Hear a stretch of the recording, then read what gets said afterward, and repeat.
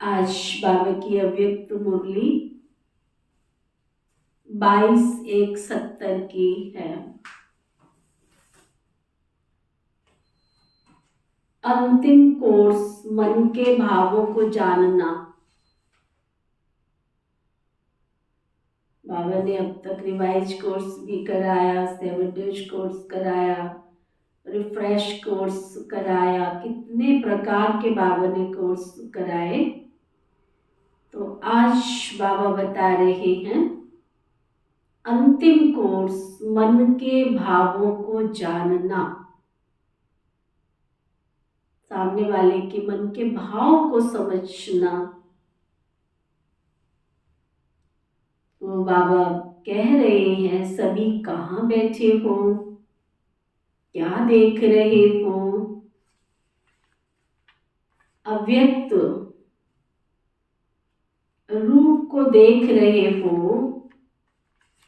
व व्यक्त रूप को देख रहे हो। व्यक्त में अव्यक्त को देखने का प्रयत्न करते हो क्या।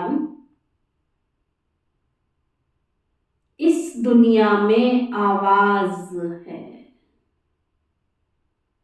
ये 5 तत्वों की बनी हुई दुनिया, तो इस दुनिया में चारों तरफ आवाज ही आवाज है। अव्यक्त दुनिया में आवाज नहीं है। बाबा कहते हैं ये जो दुनिया है इसमें चारों तरफ आवाज ही आवाज दिखाई देती है, लेकिन अव्यक्त दुनिया में कोई भी आवाज नहीं है। इसलिए बाप सभी बच्चों को आवाज से परे ले जाने की ड्रिल सिखला रहे हैं। 1 सेकंड में आवाज में आना, 1 सेकंड में आवाज से परे हो जाना। 1 सेकंड में आवाज में आना और 1 सेकंड में आवाज से परे हो जाना। ऐसा अभ्यास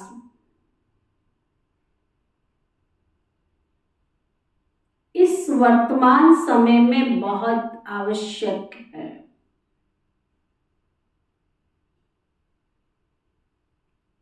वह समय भी आएगा जैसे जैसे अव्यक्त स्थिति में स्थित होते जाएंगे वैसे वैसे नैनों के इशारों से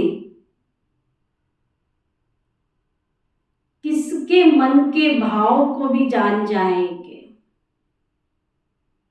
बाबा बता रहे हैं कि जितना आप आवाज से परे होते जाएंगे, संकल्पों में थॉटलेस होते जाएंगे, संकल्पों में स्थिरता आती जाएगी, उतना सामने वाले के जो व्यक्ति आपके सामने आएगा, थॉटलेस से मतलब वेस्ट और नेगेटिव जब आपके अंदर से खत्म हो जाएगा, व्यर्थ और नेगेटिव बातें खत्म हो जाएंगी, तो सामने वाले के मन के भाव को समझ पाएंगे।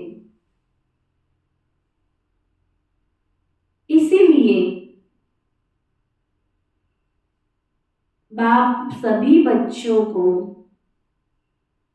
आवाज से परे ले जाने की ड्रिल सिखला रहे हैं। 1 सेकंड में आवाज में आना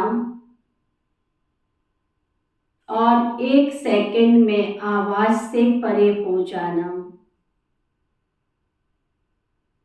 ऐसा अभ्यास इस वर्तमान समय में बहुत आवश्यक है, क्योंकि समय बहुत नाजुक परिस्थितियों से गुजरने वाला है। ऐसी भयावह परिस्थितियां आएंगी और अगर हमारी बुद्धि की लाइन क्लियर नहीं हुई तो हम उन परिस्थितियों को कैच नहीं कर पाएंगे। बाबा हमें टच करेगा, लेकिन हम उस परिस्थिति को, जब हमारी बुद्धि बिजी है और बातों में, तो फिर बाबा का इशारा हम कैच नहीं कर पाएंगे। इसलिए बाबा इशारा दे रहे हैं, समय रहते जितना हो सकता है 1 सेकंड में आवाज में आओ और 1 सेकंड में आवाज से परे चले जाओ। ऐसा अभ्यास इस वर्तमान समय में बहुत आवश्यक है। वह समय भी आएगा जैसे जैसे अव्यक्त स्थिति में स्थित होते जाएंगे, वैसे वैसे नैनों के इशारे से किसके मन के भाव को भी जान जाएंगे। जब आप बाबा की याद में होंगे, मन में बिल्कुल कूल ऑफ माइंड होगा, पीस ऑफ माइंड होगा, मन गहरी शांति में होगा। तो बाबा कहते, जैसे कभी देखा है तालाब, देखा है तालाब जब स्थिर होता है, उसमें अपनी चेहरा देखो, शक्ल देखो तो साफ दिखाई देती है। कभी थाली में पानी भर के देखना, जब पानी थाली में भरा और बिल्कुल स्थिर हो, कोई हलचल नहीं, तो साफ चेहरा दिखाई देता है ना। ऐसे जब मन में स्थिरता होगी, कोई हलचल नहीं होगी, तो सामने वाले का अंदर की जो स्थिति है वो भी आप देख पाएंगे, सुन पाएंगे, समझ पाएंगे। कोई से बोलने व सुनने की आवश्यकता नहीं होगी। ऐसा समय अब आने वाला है। जैसे बाप दादा के सामने जब आते हो, तो बिना सुनाए हुए भी आप सभी के मन के संकल्प, मन के भावों को जान लेते हैं। वैसे ही आप बच्चों को भी यही अंतिम कोर्स पढ़ना है। जैसे मुख की भाषा कही जाती है, वैसे ही फिर रूहों की रूह रूहान होती है। जैसे रूह रूहान कहते हैं, तो रूह भी रूह से बातें करते हैं। लेकिन कैसे? क्या रूहों की बातें मुख से होती हैं? जैसे जैसे रूहानी स्थिति में स्थित होते जाएंगे, वैसे वैसे रूह रूह की बात को ऐसे ही सहज और स्पष्ट जान लेंगे। जैसे इस दुनिया में मुख द्वारा वर्णन करने से एक दो के भाव को जानते हो, तो इसके लिए किस बात की धारणा की आवश्यकता है? विशेष इस बात की आवश्यकता है जो सदैव बुद्धि की लाइन क्लियर हो। बुद्धि में कोई मिक्सचर नहीं, कोई मिलावट नहीं, कोई संकल्प विकल्प नहीं, क्लियर, बिल्कुल साफ स्वच्छ निर्मल। कोई भी अपनी बुद्धि में व मन में डिस्टरबेंस होगा या लाइन क्लियर नहीं होगी, तो एक दो के संकल्प और भाव को जान नहीं सकेंगे। कोई भी हलचल होगी तो समझ ही नहीं पाएंगे। लाइन क्लियर न होने के कारण अपने संकल्पों की मिक्सचरिटी हो सकती है। इसलिए हर एक को देखना चाहिए कि हमारी बुद्धि की लाइन क्लियर है। बुद्धि में किसी भी प्रकार का, कोई भी प्रकार का विघ्न तो नहीं सताता। कई बार हम कहते हैं आज हमारा योग बहुत अच्छा लगा, कई बार हम बैठते हैं हमें थकावट महसूस होती है। क्यों? जिस दिन हमारे मन में कोई संकल्प विकल्प नहीं है, सिर्फ बाबा और मैं हूँ, तो उस दिन मन बहुत खुशियों से भर जाता है। और जिस दिन बाहरी परिस्थितियों के वश होता है तो थकावट महसूस होती है, उठने को मन करता है, उठो जल्दी से, सफेद लाइट कब होगी, लाल से, है ना। तो बाबा कहते इसलिए हर एक को देखना चाहिए कि हमारी बुद्धि की लाइन क्लियर है, बुद्धि में कोई भी प्रकार का विघ्न तो नहीं सताता है। अटूट अटल अथक, अटूट अटल अथक, ये तीनों ही बातें जीवन में हैं। अगर इन तीनों में से एक बात में भी कमी है तो समझना चाहिए कि बुद्धि की लाइन अभी क्लियर नहीं हुई है ना। कितनी बातें बताई बाबा ने, अटूट अटल अथक, ये तीन ही बातें जीवन में हैं। मेरी लगन अटूट है, मेरे बाबा में मेरे को अटल निश्चय है, और मैं मन बुद्धि से सदा अथक हूं। किसी भी प्रकार की थकावट नहीं, चाहे तन की, चाहे मन की, चाहे कारोबार की, इजी इजी जिसको कहते हैं। अगर बाबा स्पष्ट बता रहे हैं, अगर इन तीनों में से एक बात में भी कमी है तो समझना चाहिए कि बुद्धि की लाइन अभी क्लियर नहीं है। जब बुद्धि की लाइन क्लियर हो जाएगी तो उसकी स्थिति और स्मृति क्या होगी, जितनी जितनी बुद्धि की लाइन अर्थात पुरुषार्थ की लाइन क्लियर होगी, उतना उतना क्या स्मृति में रहेगा, कोई भी बात में उसके सामने भविष्य ऐसा ही स्पष्ट होगा जैसे वर्तमान समय स्पष्ट होता है। उसके लिए वर्तमान और भविष्य एक समान हो जाएंगे। जैसे आजकल साइंसदानों ने कहां कहां की बातों को इतना स्पष्ट दिखाया है, जो दूर की चीज भी नजदीक नजर आती है ना। साइंस के कितनी कितनी टेक्नोलॉजी बनी हुई है, कहाँ अमेरिका, कहाँ लंदन, कहाँ साउथ अफ्रीका, दूर की चीजों को भी हम सामने देख पाते हैं। आकाश में चमकते हुए सितारों को भी ऐसे ऐसे साइंस के साधन बाबा कहते साइंस वालों ने बनाए हैं। इसी रीति से बाबा बता रहे हैं, जिनका पुरुषार्थ क्लियर होगा उनको भविष्य की हर बात दूर होते हुए भी नजदीक दिखाई पड़ेगी।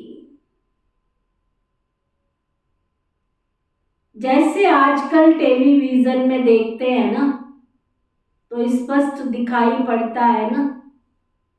अब तो बाबा के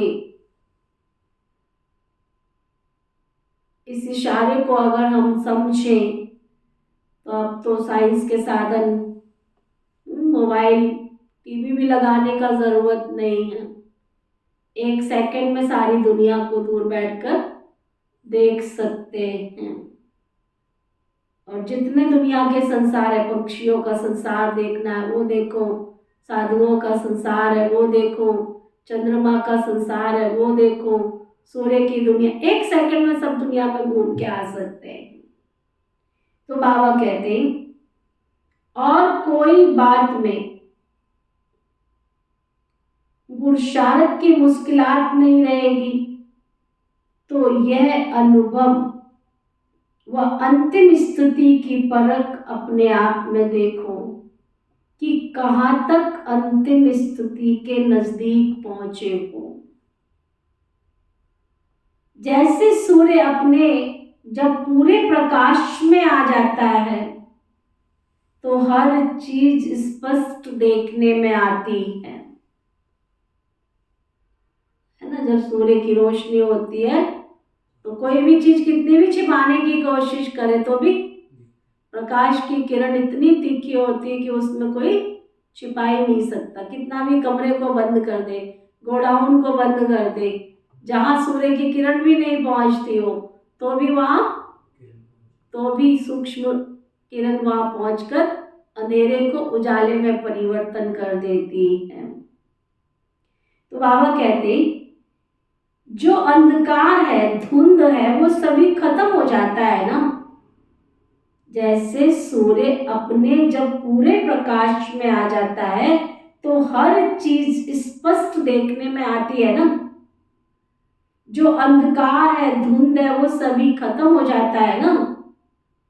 इसी रीति जब सर्वशक्तिवान ज्ञान सूर्य के साथ अटूट संबंध है तो अपने आप में भी ऐसे ही हर बात स्पष्ट देखने में आएगी।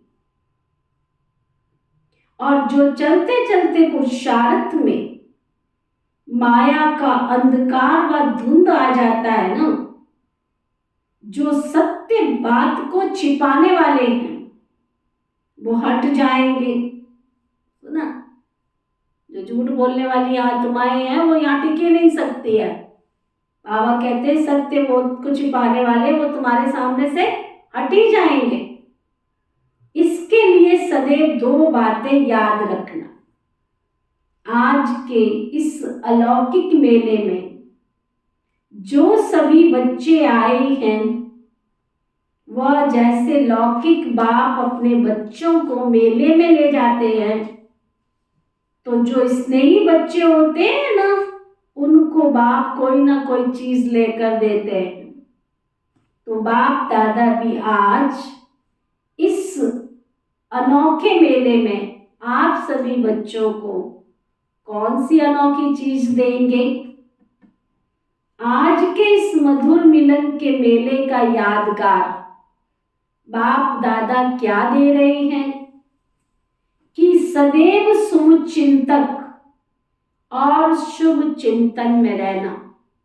दो बातें बाबा ने वरदान में दी, एक तो सर्व के प्रति शुभ चिंतक रहना, दूसरा शुभ चिंतन में रहना। शुभ चिंतन और शुभ चिंतन ये दो बातें सदैव याद रखना।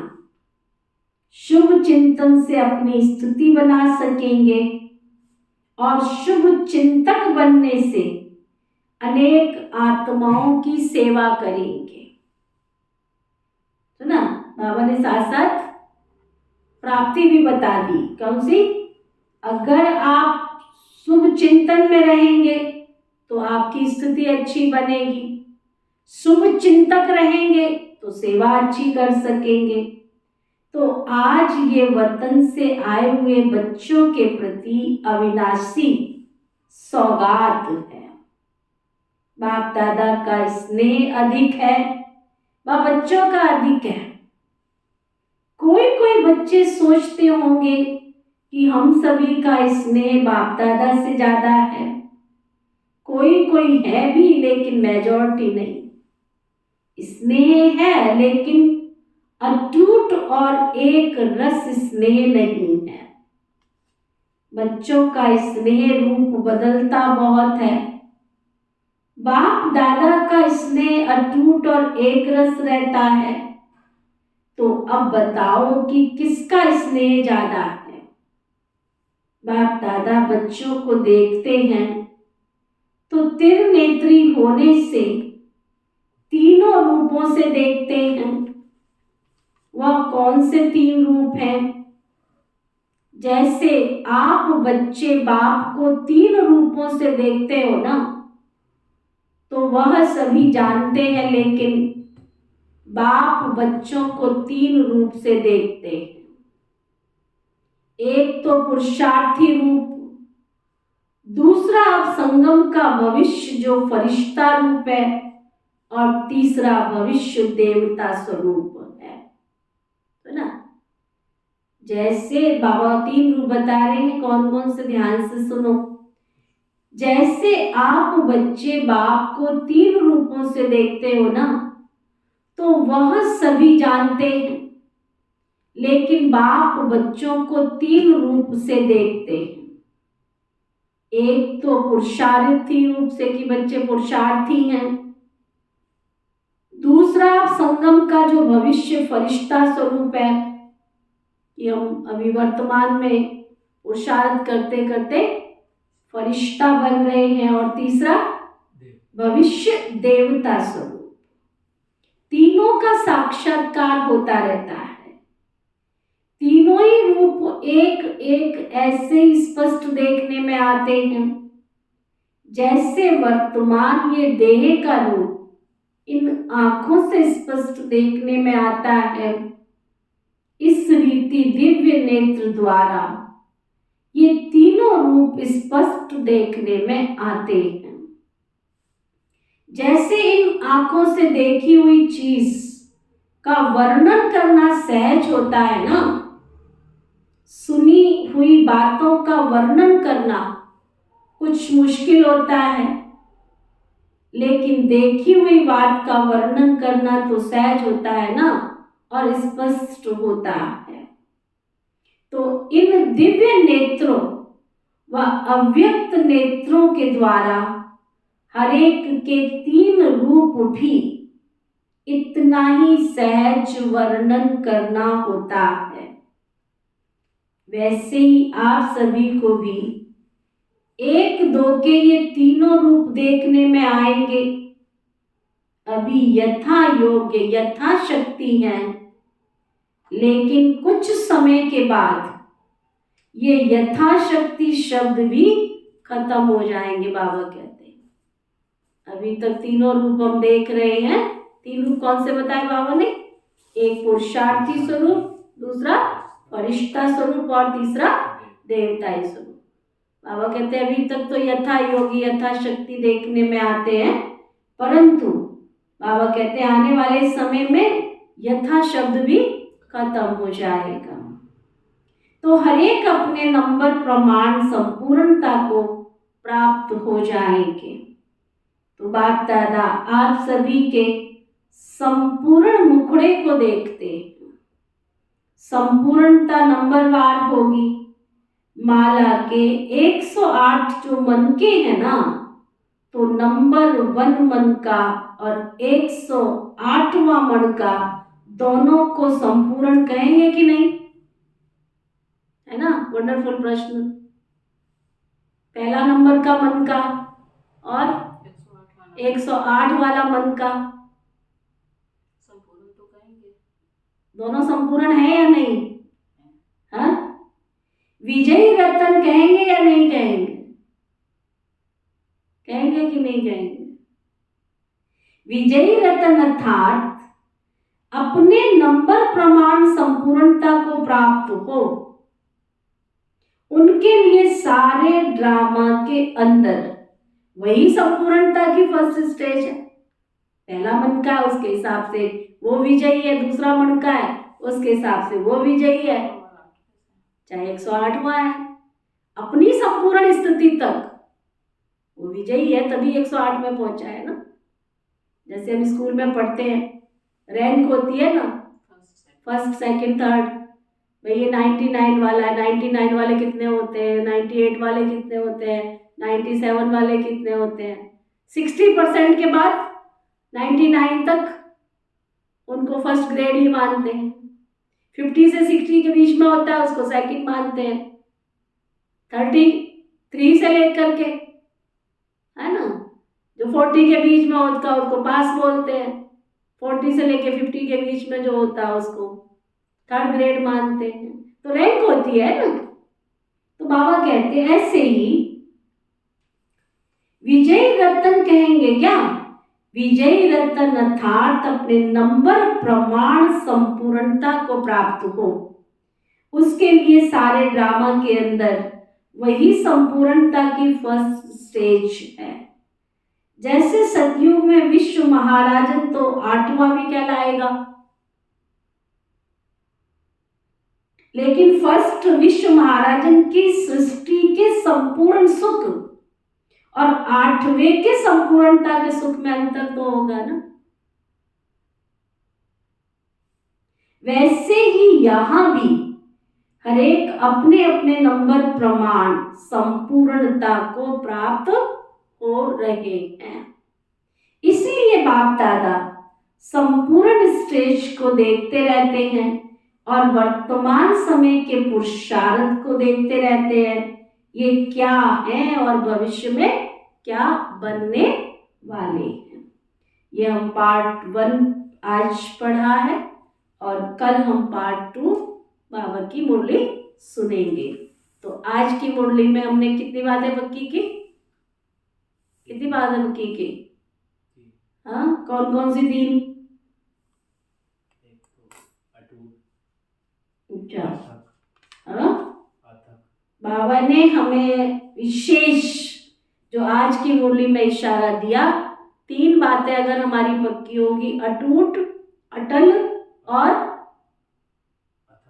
अथक, अगर ये 3 बातें पक्की हैं तो हम बाबा के सच्चे स्नेही बच्चे बन सकेंगे और दूसरों के मन को अच्छी तरह से पढ़ सकेंगे। और फिर बाबा ने क्या गिफ्ट दिया हमको? शुभ चिंतन में रहना है और शुभ चिंतक बनना। उससे फायदा भी बाबा ने बताया।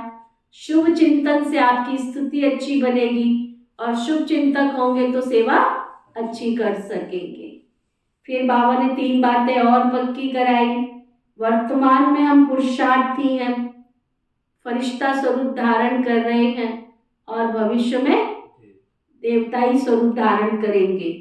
लेकिन बाबा ने कहा हर एक व्यक्ति, हर एक आत्मा अपने पुरुषार्थ प्रमाण विजयी रतन विजयी माला में आने का पुरुषार्थ कर रहा है। ओके, ओम शांति शांति शांति।